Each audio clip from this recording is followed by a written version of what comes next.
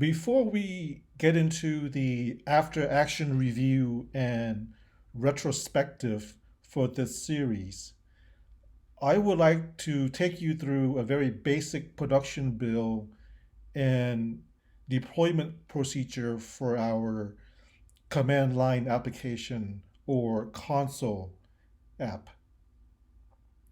Are there command line apps still being used? Yes, absolutely. So, a quick story. Back in 2012, I was working for a large pharmaceutical company slash biotech company in Indianapolis as a software engineer. They actually had several command line apps in production for internal use, and they worked quite well. Obviously, the analog nature of the user interface in the console was different than what we're used to with graphical user interfaces that is so prevalent today. But certainly, command line apps still have their place. If you are building Rust command line apps for users with the same operating system as yours, then the process is very simple. For instance, if you're building Rust command line apps for Mac OS X, all you have to do is go to the root directory of your project and issue the command cargo build dash dash release, which will generate the binary that can give that you can give to your user to use instantly. They don't have to install Rust on their computers for the app to work. The process is the same for Windows and Linux. Since I'm running a Mac, I will demonstrate the process for a Mac in a moment.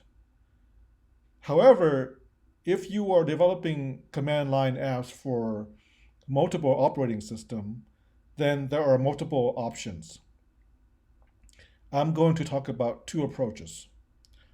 One option is to use a continuous integration service like Travis CI, which is open source and free to use.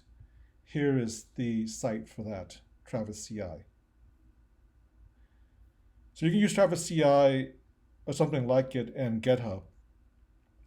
This process basically runs setup commands in a virtual machine each time you push changes to your code repository in GitHub. What those commands are and the types of computer operating system they run on is completely configurable. For example, the different flavors of Linux operating systems, different versions of Windows, or specific version of Mac OS.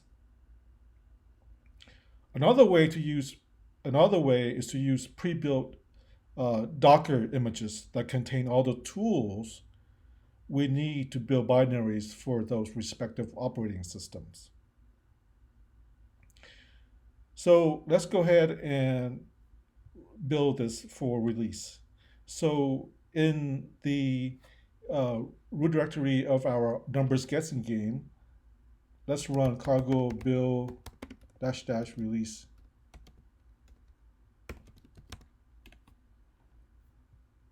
And so what that command does is generate,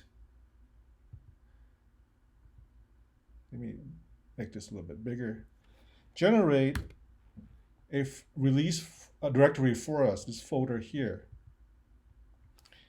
And inside of that folder is, in my case, a Linux executable application that you can give to your end user. And again, uh, they do not need to install Rust. However, they do have to have the exact same operating system that you have when you built this. And all they have to do is click on the application, the executable, and then you would run your application like we've done in test. Okay. Again, they do not need to uh, have Rust install, and the app works exactly like it's supposed to work. I'm also going to attach a video that I did offline to this video where I handed off the Linux executable um, to my iMac, which is a different machine that does not have Rust um install on it. Okay. If you want to test this out yourself, and if you want to, you can use the rustup self uninstall command, rustup self uninstall, which I show you how to do that in the setup video to verify that you do not need Rust installed to run the application. Right, so stay tuned for that. Thanks for watching. So I'm currently on the Mac. I have the Unix executable file install on the Mac. It just happens to live in a folder called projects. I'm going to click on it.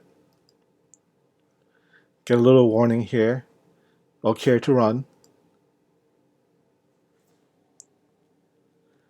Now this app is exactly the same as our numbers guessing game app. The only difference is that I'm showing the secret number here for testing purposes. Let me type in 0, too low. Type in a string. That's correct. Type in 99, too high. Now I'm going to type in the exact number, which is number 2, the secret number. And the program stopped.